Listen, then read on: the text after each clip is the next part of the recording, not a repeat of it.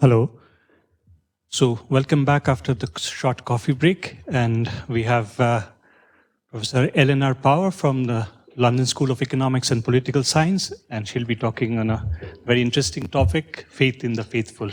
So, Eleanor. Right. Thanks very much. In case any of you didn't have caffeine now, I wanted to make sure you're awake. So here's an image to start us all off.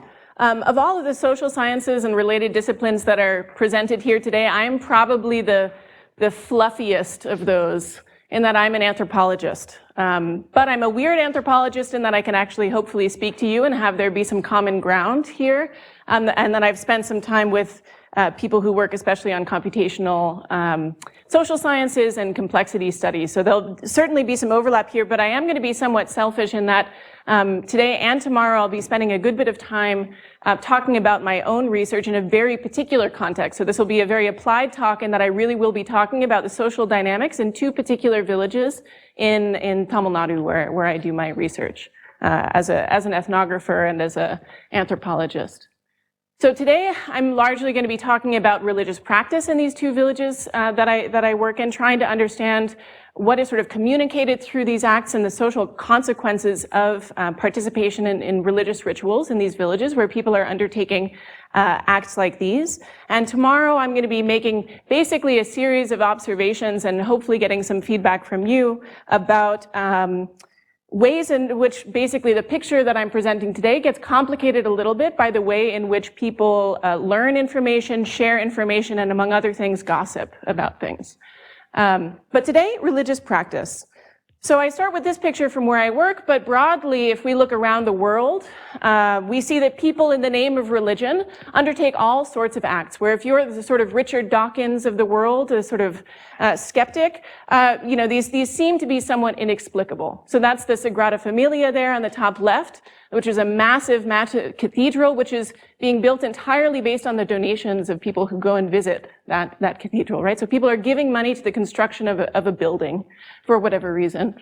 These are some Buddhists there on the top right, and they're giving money to the deceased, and they're cooking food and meals for the deceased, right? So again, this doesn't seem to make rational sense there. Those are some Jain nuns on the bottom left there, so they've given up their every possession and are dependent on others for their every night of shelter and every meal.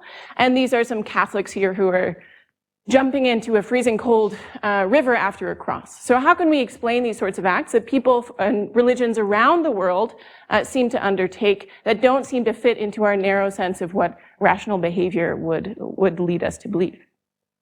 And certainly in the villages where I work, we see acts like this that also raise those sorts of questions. So that's a woman there carrying a fire pot in a procession. That man there is doing paravaikavadi, so he's hanging from hooks there.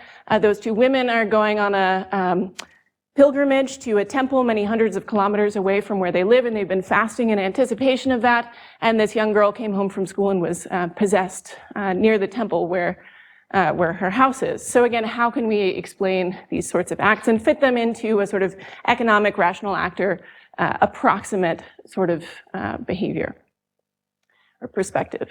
Now, there's actually been a lot of work which suggests that these very acts, which seem to be the most inexplicable, which seem to be the most sort of demanding and costly and risky of acts that people carry out in the name of religion, actually might be one of the things that helps us understand its continued perseverance today. So still today, the vast majority of the people in the world say they are members of different religious denominations. So the vast majority of people in the world have some sort of religious faith. It's not doing what Richard Dawkins would have said, which is fading off and we're not all becoming atheists. Instead, religion seems to hold a particular salience for people around the world, especially in those cases where it makes demands of people, where people carry out these sorts of acts, which seem to inflict some sort of cost and risk in whatever way you might want to define cost. And what I'm basically going to be doing today is trying to trace out for you some of the explanations that these scholars have been coming up with. This is broadly from an economic, but also even evolutionary social perspective, trying to understand what sort of role religion might play for individuals and the collective groups that they're a part of. So the first contention is basically that there's some sort of communication that's happening here. When you see someone hanging from hooks like that, you're inferring something about their being, their character, who they are, and that's influencing how you perceive them, and also maybe more importantly, how you interact with them. So broadly speaking, we tend to see people who are carrying out religious acts as more generous, as more trustworthy, as people that you can go to in times of need. And that may come, in fact, from the fact that they are carrying out these sorts of acts, which have associated with them all of these adherence to particular moral precepts. Right, so there's some sort of communication that's potentially happening with these acts, which is influencing the cooperative relationships that people form, both at the interpersonal level, but then larger at the group level. So there's plenty of really fundamental social theory, which is basically saying that the fact that people are carrying out these religious acts together means that they are not only recognizing each other as sort of kindred spirits and people who share a similar sort of orientations and beliefs, but rather, yet more so than that, the actual physical act of carrying these things out together helps bond them into a cooperative, cohesive community that helps them overcome a lot of the collective action issues and free rider problems that we might otherwise see that many of you would be familiar with. So, yeah, please. Yeah, please, while you have commissioned inclusive fitness theory, is that of relevance to these systems also? Yes, and I'll actually be mentioning that a little bit tomorrow, but it absolutely matters that, the people that you're carrying out religious acts with are often likely to be your kin, right? So that comes into it too. And the other place where it's often talked about in terms of fitness in that broader sense is that religious groups, especially particularly strict religious groups, are often ones that are having many children. So there seems to be a fitness benefit. I mean, there have been some classic demographic studies that have looked at some of the most restrictive Christian cooperatives in the US, like the Hutterites, who are sort of like the Amish, if you've heard of them. And their total fertility rate is really, really high. So that seems to be a very important role in those cooperative, cohesive communities. If you're then having more children, you're bringing more people into the faith and helping to reproduce the group in that sense. Yeah. Yes, absolutely right. So there's a lot, and that I think even matters even for the communication aspect of this. There's some people who have been looking at basically if you want to assess your own faith, if you want to get a sense of your own devotion, one particularly good way to do that is to try to do a religious ritual. If you carry that out successfully, if you're having those intense emotions of euphoria that you feel in some of these especially intense religious acts, that's a way to reaffirm and strengthen your own personal identity and that it's shared with other people. So identity fusion, even within psychology, has a very particular meaning, and it's been applied to look at the extent to which you feel that you are bonded with others in a very visceral sense. And there has been some evidence to show that undertaking intense, often dysphoric, so painful collective rituals together is a way to get that experience of identity fusion. Yeah. And that could be in secular rituals as well as ones that are sort of religiously motivated.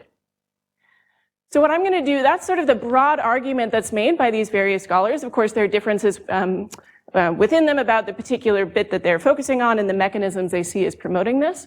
But what I'm essentially going to be doing today is try to give you my attempts to empirically evaluate those different contentions about what religion does for individuals and for groups that they're a part of.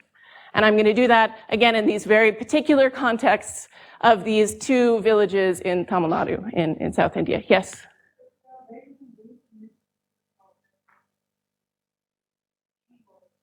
Yeah.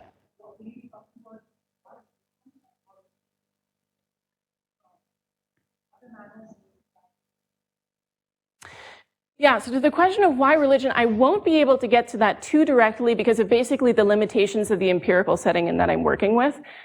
In that religion is one of the spaces, and of course the extent to which this is true could be questioned, but at least in these communities, religion is one of the spaces where participation is largely voluntary.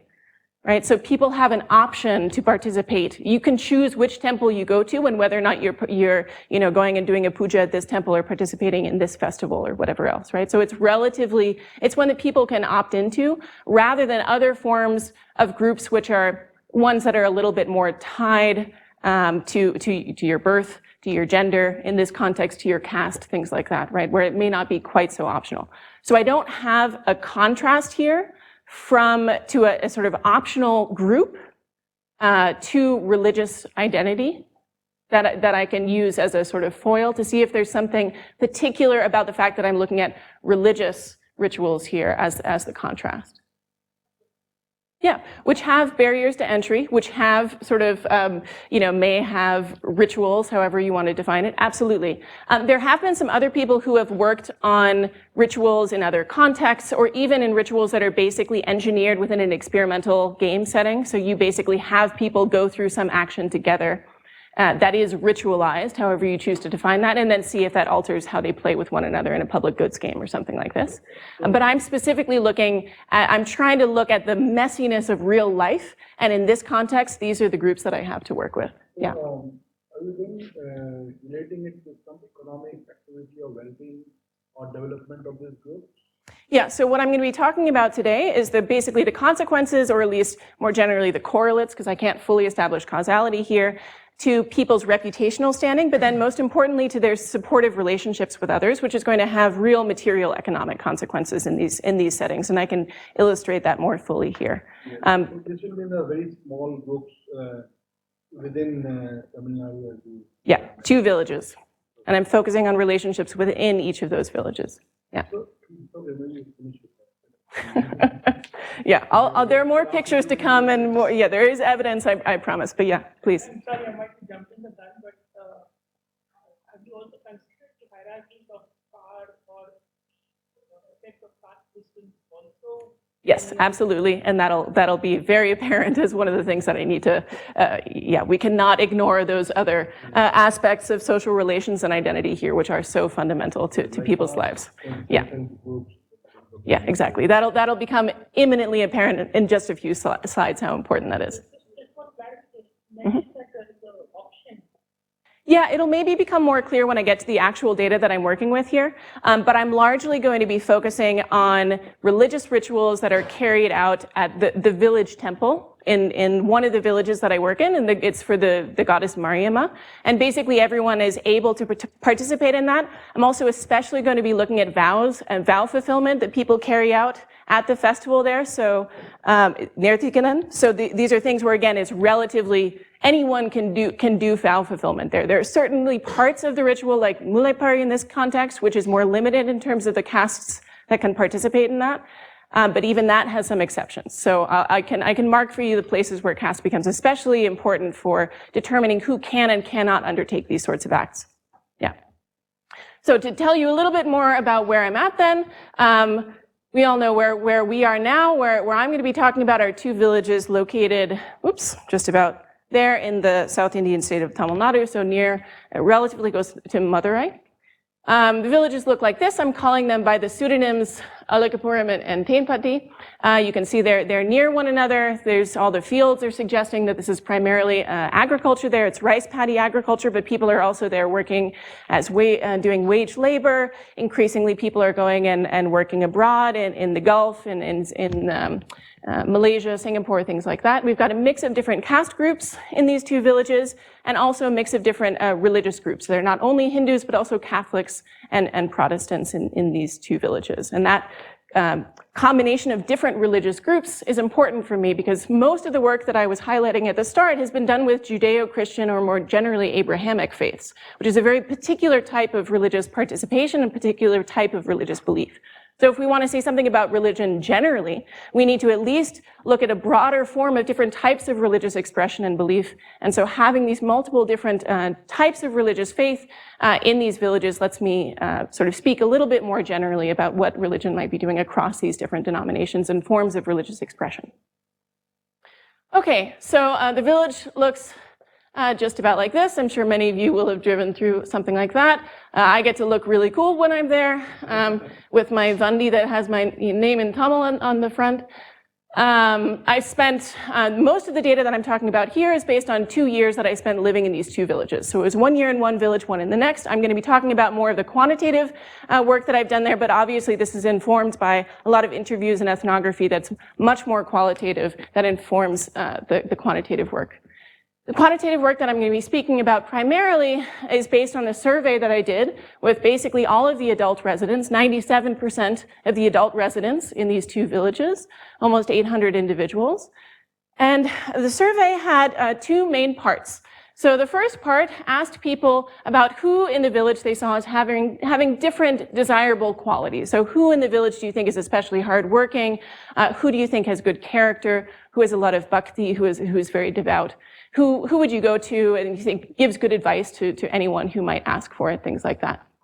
And this is what I'm going to be using to basically get a measure of people's reputational standing across these different qualities in the village. So one person, maybe 4 people said that they thought this person was hardworking, maybe 2 people said they thought this person was generous, and 1 person named them as someone who was influential. And that's going to basically be my measure of the reputational standing of this particular individual.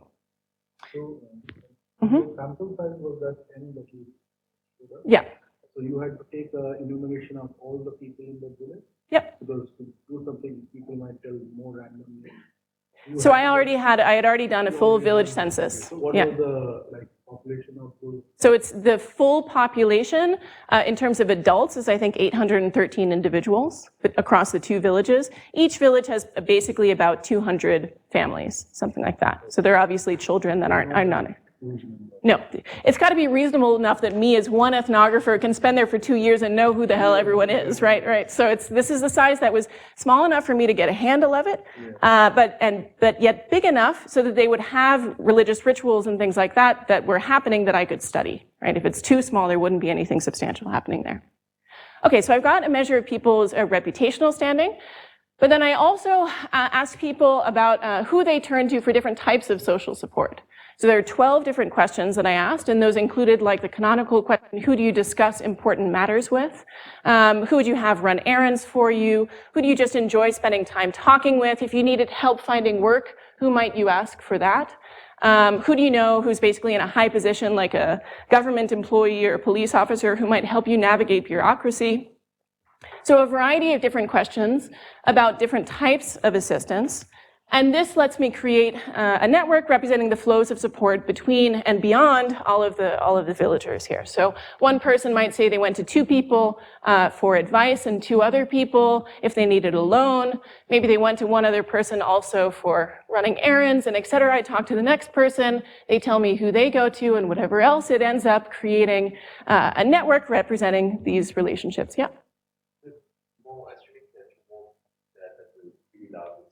Mm-hmm.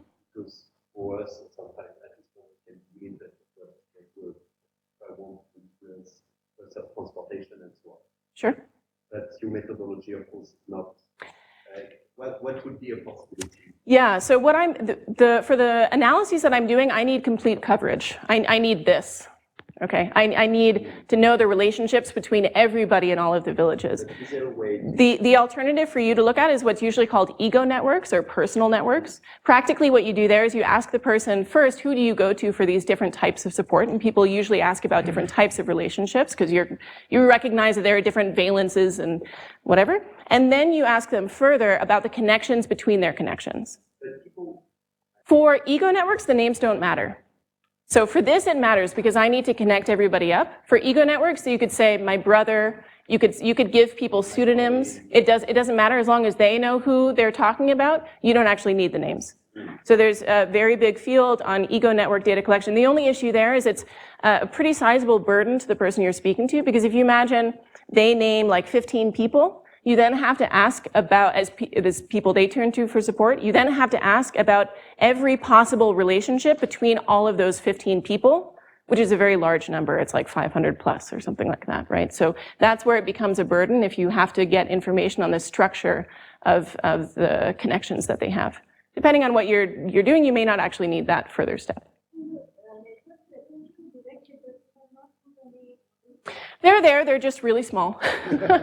I'm going to zoom in for a second. So this shows you that the 783 people ended up naming over 4,000 people and telling me about 23,000 relationships that they had. But you can see here, obviously, this is one village, and that's the neighboring village. There's some connections between the two. There are, of course, many relationships that extend beyond the village. So there, I don't have further information.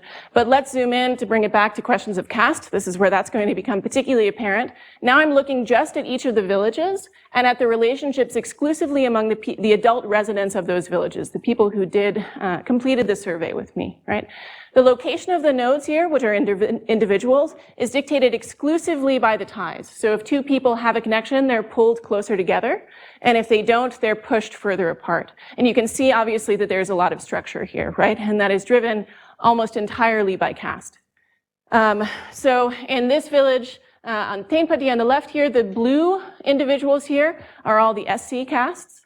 And the orange and everyone else are the BC castes. There's no one really above OBC in these villages here. You can see the particular castes that are represented there. So clearly caste is a very strong structuring force here.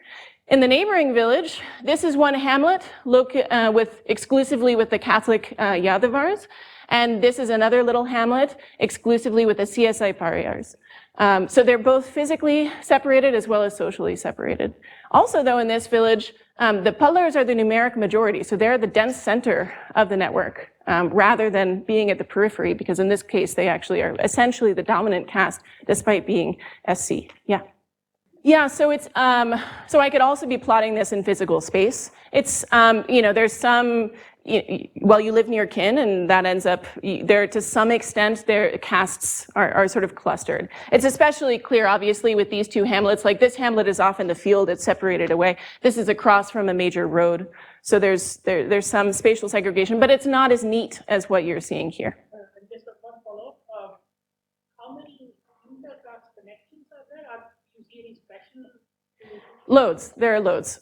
So I think it ends up being like 30 or 40% of the relationships bridge caste boundaries. But of course, those could be between sort of proximate castes, right? That could be between like Agamudayar and Kala or something like that, right? They're both Devars, it's sort of equivalent, right? So it depends on how you want to count it. And of course, it depends on the relationship type. So one of the questions that I had is basically, who would you have watch your kids? That is almost exclusively within caste, in part because that's almost exclusively kin, right? Whereas if you're asking who would you turn to for work, people are going to who has the information on jobs, regardless of caste. Similarly for loan, the large loan question, that's much more likely to bridge boundaries of caste because it's driven by necessity and the actual resources of the individual. So it depends on the particular relationship type. Here I'm showing you the aggregate of all of the different support relationships together. Yeah. Let me get on, because this is just supposed to be the background, the background bit. Because I want to bring it back to religion, right? So I have these measures now of people's reputational standing, and I have measures of their social connections, their social capital, if you want to call it that, from their position within the network. And I want to see what role the nature of their religious practice has in potentially determining their reputational standing and their social capital. And further, how much of the clustering that we see here could potentially be driven by shared participation in these religious acts. Okay? So when it comes to people's religious acts, then the records that I have for that is over the course of 1 year, basically, all of the public ritual acts that people carried out. So there are a few different types here. Simplest is there are some people who get possessed every now and again, Sami Adavanga. And that's almost exclusively, well, it's based, in this context, it's exclusively Hindus. Here we're talking about a type of possession which is generally desirable. So we're not talking about we're talking about like Shakti or this. In this context, possession is broadly seen as a good thing. You've got to be, if for you to be a vessel for the god to come into your body is demonstration of something powerful. Then I've got records of whether or not people worshipped regularly. So they could be visiting, they could be just going and doing a puja at one of the temples. And then on top of that, I have measures of the public religious practice that people carried out. That could be like going on a pilgrimage somewhere else. It could be doing some vow at a temple. It could be making a donation. It could be any number of things. Basically, they told me what they did over the course of the year at various temples and churches and the rest. Worship, how is the split between the Hindu and the Christian? Because it really is different. Hindu is not compulsory. Yeah, it's definitely not compulsory. It's so in the village where the Mariamman temple is, I think about 30%, well, I may have this later, of the adult residents go to the temple each week. It might even be higher, it might be pushing 50%. For the Catholics and Protestants, it's also pretty high. There it's maybe 60 or 70% are going each week. Weekly. Yeah, for the Hindu, I'm not saying it has to be like an organized puja. So I'll be talking later about the monthly puja they do on the full moon there. But here, for this measure, it's just do you go and do a quick visit to the temple each week. So this is specifically not at home. This is specifically, and I'm asking about the particular temple that they're going to, and recording that. So this is something that could be publicly observable by others. Yeah. Yes, and also with the possession. So basically, no one who gets possessed doesn't do one of those things also. So analytically, for some of the analyses that I'm going to be doing, I'm going to be separating these out, but there's important overlap, and that'll be clear in how I present the findings. So this right now, it's just a histogram. So it's just showing you the counts for the number of acts that people did. So something like, 250 people did 3 public religious acts across the course of the year. Now, of course, what that means can vary pretty substantially, right? It could be you going to a temple and breaking a coconut, or it could be you doing kavadi or something, right? So to account for that, what I'm actually going to be using is essentially a weighted version of that, which accounts for local perceptions of the difficulty, painfulness, and monetary cost of these acts. Okay, so piercing your body with 101 spears is not equivalent to carrying a palkudam, right? Okay. So just go with me on the fact that this is a reasonable approximation of the intensity and the costliness of the religious action that people carry out in public spaces over the course of a year. Okay. So the first question then is basically, what are people inferring about the religious acts of their peers? When you see someone doing Paravaikavadi like this, what are you, what reputational qualities are you assigning to them? And broadly speaking, I think we can all agree that there's not only sort of theory that might suggest that there are going to be some relationships here, but in this context, there's definitely an expectation that people's character, their gunam, is going to be both reflective of, but also influenced by the actions that they carry out. So people are turning to the actions of their peers, and especially the religious actions of their peers, to try to infer something about their character and their moral being. Right? That's sort of a local expectation there, and then we're going to see if that's really borne out by the data. So what I'm doing here is basically, it's a hurdle model. What I'm trying to do at the first step is predict the number of nominations that someone got for each of the different reputational qualities that I elicited. And I'm including any number of other things in this model as other important controls. So I'm including age, gender, caste, the number of blood relatives they have in the village, because that might influence how many people are going to name them. The wealth of their household, how many years of education they have, if they've ever held a political position within the village, and also a dummy variable for the 2 villages. Broadly, what you can see here is that if you do religious stuff, people see you as more religious. We shouldn't be particularly surprised by this. And I'll come to the output of this in a more interpretable way than just some coefficients here in a second. What's maybe less obvious is that they're also inferring other sorts of qualities from these individuals. So they're also associating, maybe not surprisingly, whether or not this person is knowledgeable in how to carry out rituals. But you can see they're also being seen as more hardworking, as giving good advice, as being generous and having good character. This is especially being associated with whether or not the person worships each week.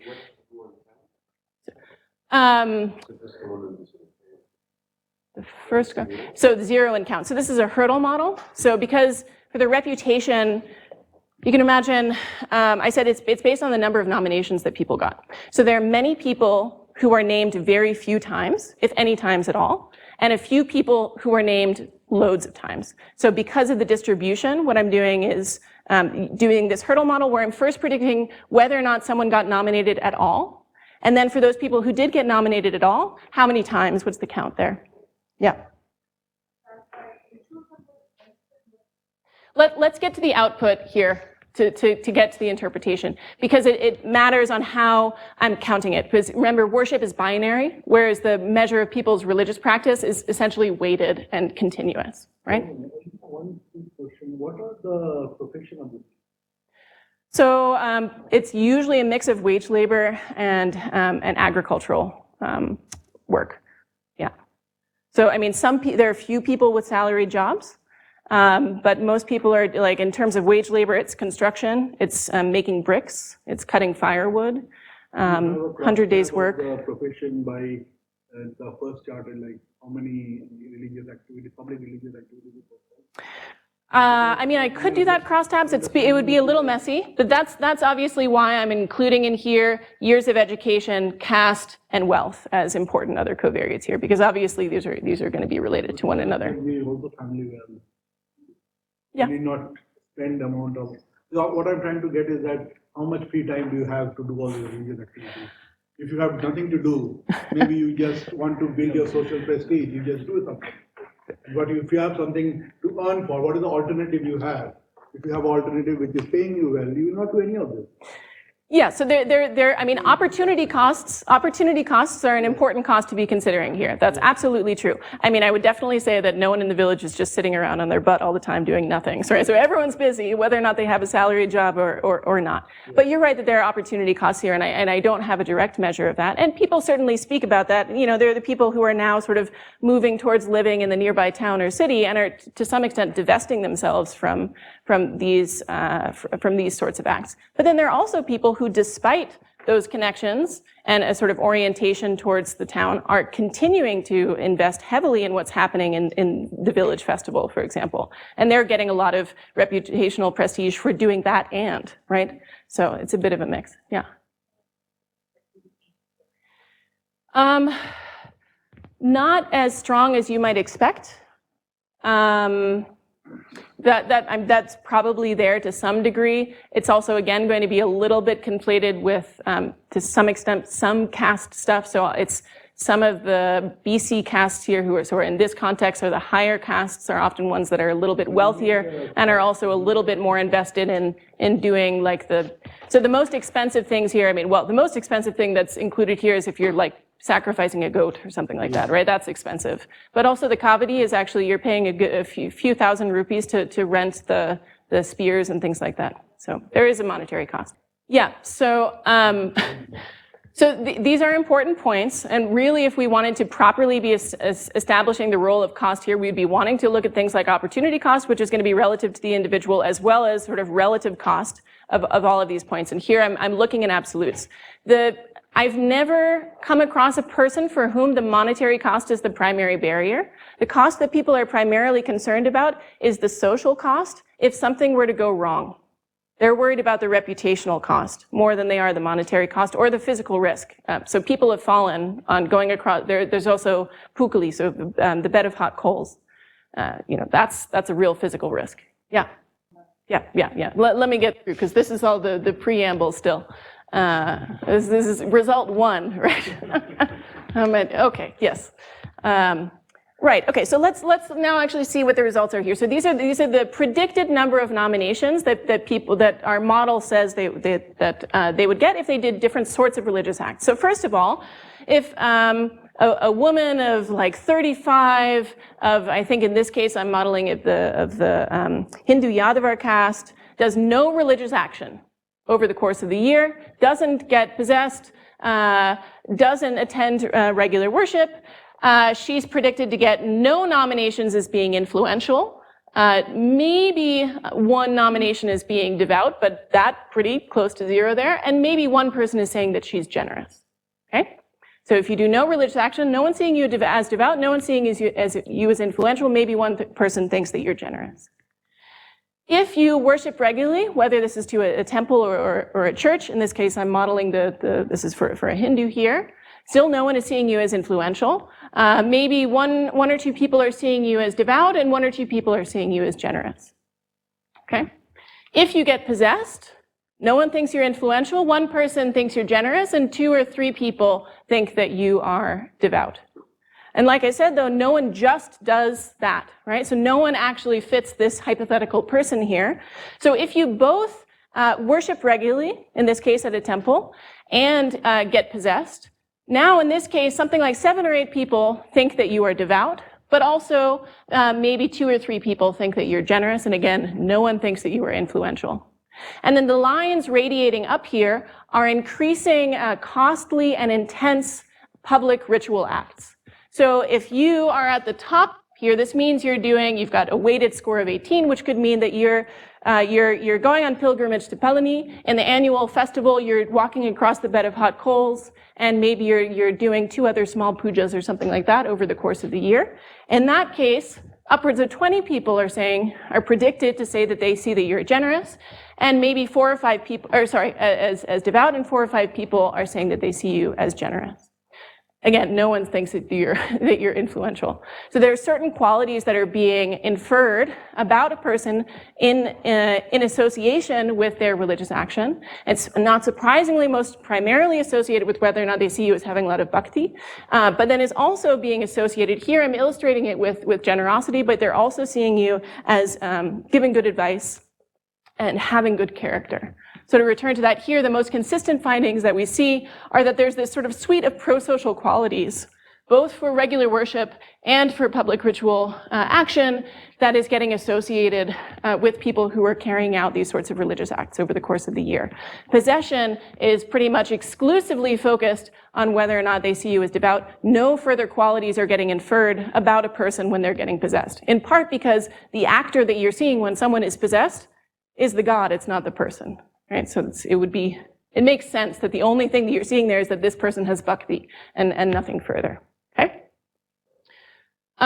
This festival boost here on the side here is the one actual sort of before and after measure that I have. So this is from before to immediately after the annual festival in one of the villages. How does your reputation change? And in that case, again, we can see that there's an effect of being seen as devout, but also in this case, the physicality is coming out a little bit more strongly, that you're also being seen as more physically strong and hardworking, specifically for what happens in the festival there. Yeah. So I did, in this case, with a sample of people in the days immediately following the annual festival, I again asked people to give me those reputational nominations of anyone in the village. Okay, so this is all well and good. One thing, when the people who are nominated to give good advice, as per the network, did you do any interview with those people to understand, ask them any objective questions to understand the advice? Whether or not it's accurate? Or is it just a perception, or should they really have? I mean, there's some of both. I mean, not surprisingly for that question, the people that are getting named, it's like the Talevar, you know, it's the village headman and things like that, right? They're people who are a little bit more senior in the village, especially. So I wasn't surprised by most of the nominations there. The more of a vicious trap is that in the village there is lack of credible knowledge because people are not there. So people who are getting prominence by some other means, like walking on coal, makes like this is an important person because he can walk on coal. But remember, also give good advice. No, but remember this. So good advice, sure, but no one is seeing these people as influential, right? So there's specific qualities that are being inferred here. Perception of it. So sure. It has to be objectively verified. You ask them 10 general knowledge question which maybe a less educated person cannot answer, and they can answer. That means they will be like 20%, 30% more. Sure. You can go do that study. I'm primarily interested here. I mean, I'm drawing in here on things like signaling theory, right? So I'm interested in perception primarily here. Yeah. So in that case, that is my interest here. People are saying they're more generous. I can give you some evidence in a second, which shows that maybe they are. But broadly here, I'm interested in perceptions and how that is influencing people's relationships and perceptions. Yeah. So to get to the point of the actual actions, then it's all well and good. We see that people's perceptions of others might be influenced by the nature of people's religious practice, but what does that actually do to the substance of the relationships that they have with one another? If I say that I see you as generous, should that not then mean that I turn to you for help and assistance when I need it? Right? So shouldn't it also be influencing the actual substance of relationships? the term here that I think has most use and validity would be paramai. Sometimes that's translated into reputation, but it more literally means something like bigness, and I would actually argue means something sort of like social capital. It's sort of the extent and growth of a person's name and standing, and we could see that as maybe something that if we turn now to the social support, we can see if people's religious action might be influencing their paramai, basically.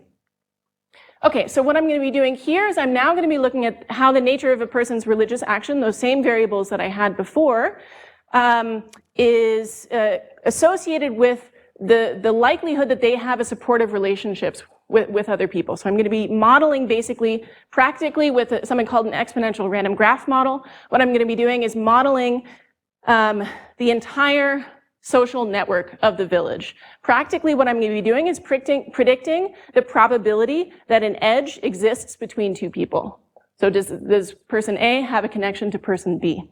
And again, in this case, I'm going to be, so the expectation then is based on a person's religious practice, people are going to be more likely to name them as someone they go to for support. Okay? If I see you as more generous, or if I see you carrying out these religious actions, do we then also see that people are that I name you as someone that I go to for advice, for a loan, for just running an errand, whatever else. Again, here I'm including all sorts of other important covariates, age, gender, caste, wealth, whether or not two people are of the same gender, whether or not two people are of the same caste, the physical distance between their houses, whether or not they're related to one another, whether or not they have friends in common. So all of these other important forms of sociality, which might also be influencing whether or not two people are connected. But over and above that, I'm looking to see what the direct effect of people's religious action is on the likelihood that they have relationships. Let's map it out now and talk in here in terms of odds ratios. So if this is me at the center here, if I see someone worshiping regularly, I'm 1.1 or 1.2 times as likely to say that this is someone that I turn to for support than if they don't worship regularly. Okay? So the two numbers here are because I'm doing this independently in the two villages. So I'm basically validating my own results by doing it in one village and then the next. Similarly, if I see someone doing pukali or something like this, I'm again about 1.1 times as likely to say that this is somebody that I go to for support than if they don't do any public ritual acts. In contrast here for possession, holding all else equal, if I see someone gets possessed, I'm actually less likely, because this is now below 1, I'm less likely to name this person. Sorry? These are odds ratios. So these are odds ratios. So these are the actual output. I'm taking these coefficients here and turning those into odds ratios. So you are less likely to name someone as someone you turn to for support if they get possessed, holding all else equal. It's important to note again that no one just gets possessed, so the sort of positive effect of these other two things would be dampening that negative effect of possession there. Okay. Now, this might give you the impression that religious people, especially people who are worshiping, visiting a temple or church regularly, and doing more and costlier religious actions, are then going to be getting burdened for requests for assistance from other people. What's the benefit to them? Well, if I do another ergam where I'm now looking only at reciprocal relationships, so relationships that are mutually beneficial, where people named each other as someone, that they both named each other as someone they support, see comparable results here. So again, if someone worships regularly, we're 1.3 times as likely to have a reciprocal relationship than if that person doesn't. And we're 1.1 times as likely to have a reciprocal relationship if they do something like pukali. And again, no effect in this case for possession here. Okay? So reciprocal relation and reciprocal perception, right? So mutual naming. So both I said I go to you for support and you said you come to me for support. Yeah. Right now, you're just looking at whether or not someone has a good reputation or not. So reputation isn't directly coming into this at all. I'm looking at the direct effect of people's actual religious practice on the probability that they have supportive relationships with other people. Yeah, the previous one is on reputation. Also how people perceive their own reputation. And what is the impact of the So that's one of the things I might be doing a little bit more in some upcoming fieldwork in a few weeks. But so far, in an empirical sense, like quantified in this way, no. In plenty of interviews and things like that, yes. And people, again, are concerned about the reputational consequences for them. There's one important caveat, though, which is there is basically a stigma against explicitly saying that you are carrying out any of these acts because of the personal benefit that you want to reap, right? So when I ask people, or if anybody asks people, why did you do this vow, for example, why are you doing the kavadi? They'll say, it's just for the God, it's just a vow. They will not say, I did this because I want people to pay attention to me and that I want to alter my standing. That would be the complete antithesis of what is supposed to be inferred from these actions, right? Now, of course, for the vow fulfillment itself, when people are doing this, it's because you made some explicit request and you are now demonstrating. So the reason that people do a lot of these vows, things like the fire walking and the kavadi and things like that would be, like, let's say I'm having trouble having a child. I might say, basically, Mariama, if you help me conceive, for the next 3 years at your festival, I will walk the bed of hot coals. So it's basically a bargain. It's done privately. It's not usually shared openly. Sometimes it's clear when people do that. So for the baby, for example, people sometimes carry an image of a baby when they're fulfilling the vow. But for things like the kavadi and the pukli, you don't usually know what motivated the person to do it in the first place. But it's understood that it's generally because they made some request, and when it was granted, to demonstrate the shakti, to demonstrate the power of the god, they are then doing this act at the festival, or some sort of, they might be donating something like that.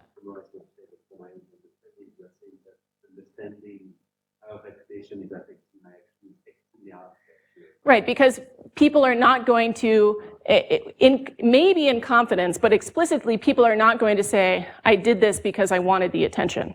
Tomorrow I can give you the case where one person did say that, and there was extreme reputational fallout for him for having done so. Yeah.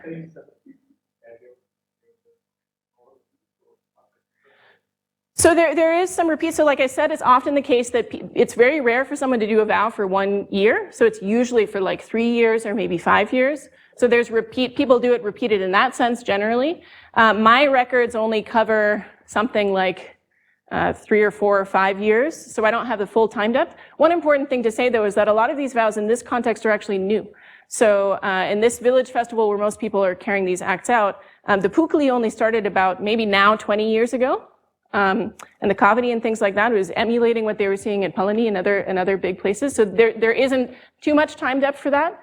Anecdotally, it's notable that the people who introduced these things into the village are some of the people who are now the most prominent leaders in the village, and themselves came from relatively more prominent families in the village. Okay. Let me keep on going. Right.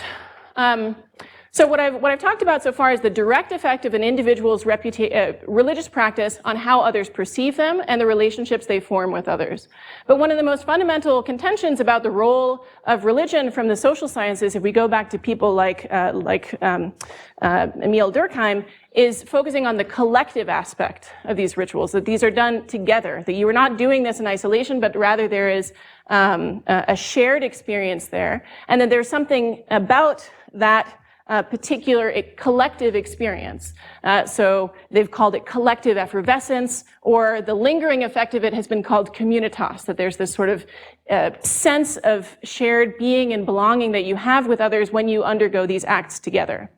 And one of the main contentions that comes from this is that basically a group is formed. So Durkheim's definition of religion and the role of collective ritual is that basically there's something which is usually translated from the French into English as the congregation. So that there is a religious collective that forms through the collective rituals that are carried out, that some sort of thing which could be called a social form comes to exist through those actions. So we can now turn to the social network data that I have again to see if we see evidence of that greater cohesiveness and essentially that nascent community forming among those people who participate together in these collective rituals. The relevant Tamil concept here would be otrrumai, unity. Again, there's a sense that people who participate together form and have some sense of unity. You can have a good sense of the unity of a village by whether or not they're able to successfully carry out a festival or not, right? So let's see if that's borne out here. Like I said, classic work looking at the collective effects of rituals, going back to the foundations of sociology and anthropology from people like Durkheim, Van Gemmick, who's talking about rites of passage, Victor Turner, his term is communitas. It was Durkheim who talked about collective effervescence and that intense commingling that people experience there. Turner is basically saying that there is this lingering effect of that collective experience. And it's also been covered, so those are sort of sociology and anthropology, but also within economics and even in other more recent work in anthropology, again, there's this focus on the collective aspect of this. As I alluded to before, there have been some attempts to look at this experimentally, so to basically try to induce a feeling of cohesiveness through experimentally creating collective rituals. So there have been loads of experiments that have focused on synchrony. Maybe it's the fact that people do things in motion. You're marching together in formation, for example, or you're doing some sort of dance, you're beating to drums. There's a lot of synchronous action, and maybe that is what leads to this experience of cohesiveness. So they've tried to induce that in the lab. Other people have also even done maybe it's the painfulness that's often associated with a lot of these rituals. So they've had people eat really hot chilies together and then see if they play more generously with one another in a public goods game, things like that, right? But what I would like to look at is the actual contexts devoid from these. And there's been somewhat mixed findings for all of these synchrony things. So again, here I'm going to be focusing on now the annual festival for the goddess Mariamma in one of the villages that I work in. And there are a few different collective rituals that are there as part of this overall festival, which lasts about a week. So for the annual festival, this lasts the week, there's the mulai pari, so that's you're carrying these sprouts. This is sort of representing the growth and vitality of the families and the village itself, as well as the goddess. This is one that's more limited in terms of caste. So basically, SC people it would be very bad still if they were to try to carry the mulai pari in this context. They can do some other things as part of that procession, but that's largely BC women who are participating in that. And then there's the vow procession. So there's the Paravai Kavadi at the front there, and other people carrying the Tichati, Agni Chatti, and then the Palkudam and things like that. So we've got these different types of this of participation, but what is a collective experience there? And then there's also at the temple each month on the full moon, there's also a collective puja that's carried out. So I've got really three different forms of collective ritual action. There's one that's regularly repeated, but is relatively less intense, okay?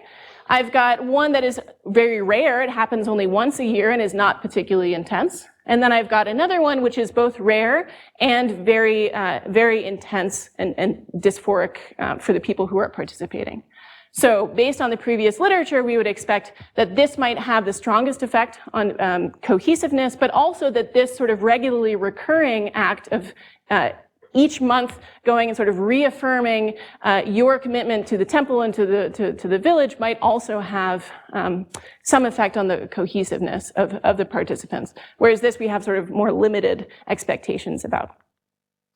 So again, here I'm doing another exponential random graph model where I'm including now not people's direct religious action, but at the dyad, so for every set of people, whether or not they participated together in these different acts. So did they both participate in the monthly worship? Did they both participate in the vow procession? And did they both participate in the mulai pari procession? And here again, to get to odds ratios, here's what we can see. If two people participate together in the monthly worship each month, they're 1.3 times as likely to have a supportive relationship.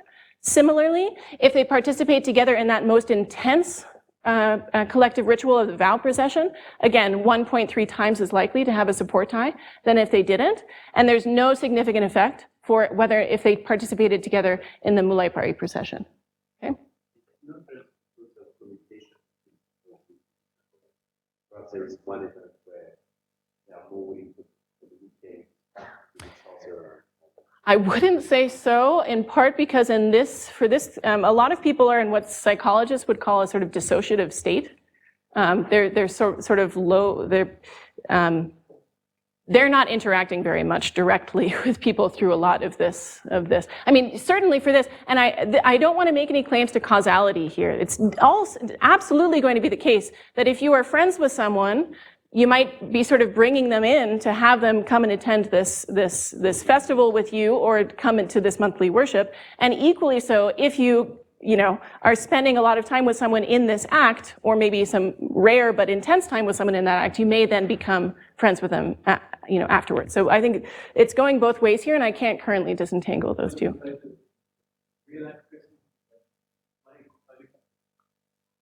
Yes, I would love causality. This is the limitations of empirical research, right? The timing, at least, of this is right. In terms of when I'm measuring these different things for it to potentially be after effect, but I can't, this is observational, and so I can't yet speak properly to causality here. This, in terms of being able to take into account all of these other things, which might be importantly shaping whether or not people are connected with one another, this is basically the tool that's there. Yeah. This is the state of the field. Of course, it could be, it would be great if some physicists and network scientists could develop yet better tools, but this is what we've got to work with right now. Yeah. The only way that I'm able to account for this now is with all of those other covariates, which are, the best approximations to be able to take account of those things, like the fact that I'm controlling for caste here, and caste homophily as well. But basically, no, I haven't done that the tools do not allow me to do more than that right now. Now, one thing to say is I've run these same analyses looking at the effect of attending a Sunday service together for the Catholics and the Protestants as well. And that has a similar but generally weaker effect than what we're seeing here. And that, I would say, is largely because those are communities that are, everyone is of the same caste, they're living very close to one another, and they're related, right? So there are all these other important ways in which people are already entangled with one another. So the added effect of participating together in one of these rituals is going to be relatively dulled. And that, right, this could be, it could primarily be because this is underpowered, basically, right? And my time is up. Yeah, so part of the fact that this is going to be larger here is that there's basically fewer things already bringing these people together. You've got people from different caste groups where this is going to be one of the few spaces where they might be able to have these sorts of open associations. And so the fact that they are able to affiliate in this sense might then be explaining some of the larger effect that we're seeing here as compared to here, and also as compared to what I see when I do equivalent analyses for the Catholics and the Protestants. Not surprisingly, there was more, but I'll leave it at that. So thank you. Yeah. Okay. Would you like me to keep on going? Okay. Okay. So, right. So, as I was saying before, Durkheim's contention and Victor Turner's and the rest is that a group is formed from those people who participate together, right? So what I was doing in that previous analysis was looking at the interpersonal level. But what we really want to see is at the collective level, do we see that sort of condensation of relationships between people who participate together? So what I'm going to do now is use some very basic network measures to try to assess whether or not we see that condensation, that greater cohesion among people who participate together. Do we see something that we could call like a nascent community among co-participants in these different religious rituals? So here's now the networks showing exclusively the Hindu adult residents of this one village. And what I'm going to be doing, zooming in from that, is looking at the structure of the subgraph of just those people who participate together each month in attending the full moon puja, or the people who are participating together in the annual festival. So I'm basically going to zoom in from this full graph to the subgraph of participants of different types and use some really basic measures of basically cohesion. So what I'm going to be using first is just a measure of density, right? So of all of the possible ties that could exist between individuals, how many of those ties do actually exist? So we can see that this set of 5 nodes is less dense than that set of 5 nodes, right? So a fully If all ties existed, you would have a density of 1. If no ties existed, you would have a density of 0. We can also look at transitivity, which is also sometimes called the clustering coefficient. So that's basically to what extent are the ties that we see dictated by common friends. So if I'm friends with you two at the front here, what's the probability that you two are also connected to each other? And finally, because this is a directed network, I can also look at reciprocity, so the extent to which ties are reciprocated between individuals.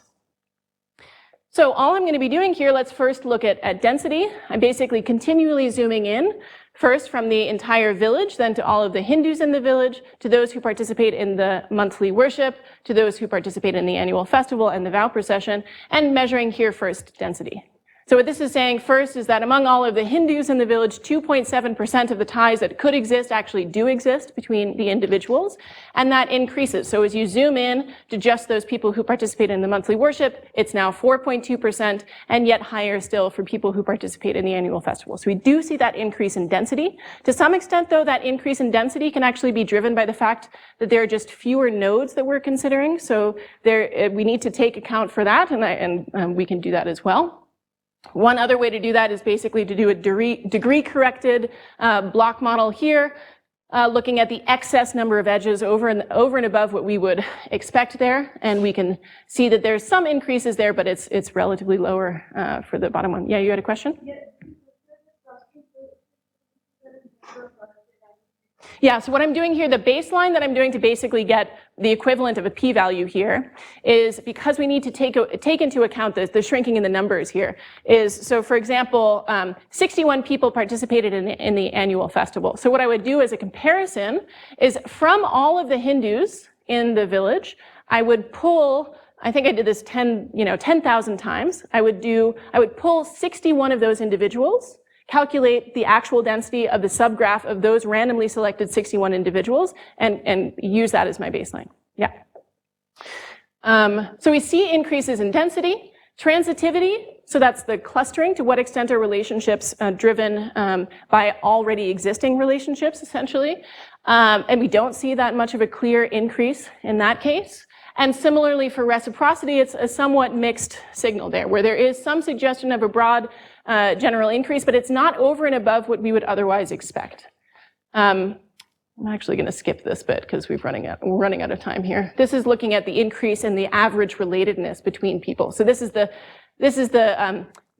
blood relation. Sorry, no, it's actually both blood and affinal relationships. So both by blood and by marriage between all of the people who are the Hindu residents, those who participate in the monthly worship, the festival, and the vow procession. So I can calculate. So those are all individuals, and this is the ties there if they're related to one another. So thicker ties would mean stronger relationships, like of the nodes or the edges. The whole network, the mini network that is there.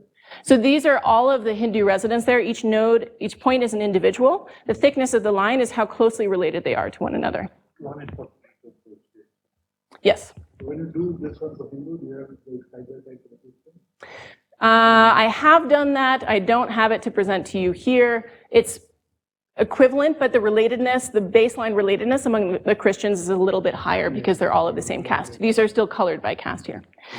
In any case, here I'm just highlighting those relationships, those increases that are over and above what we would expect by chance. And basically what we can see is the main signal is coming through in the greater density. So there's sort of a diffuse increase in the connections between people who participate together in these rituals, both if we're talking about the monthly worship and if we're talking about the intense participation in the annual festival. But that diffuse increase in relationships doesn't seem to be dictated by previously existing relationships. If that were the case, we would expect to similarly see increases in transitivity and reciprocity, and there's no clear pattern there. So there's a general increase in cohesion, but one that isn't necessarily dictated by previously existing relationships between those participants. And now I think I actually will stop there. So thank you very much, and sorry for taking up more time. Appreciate it.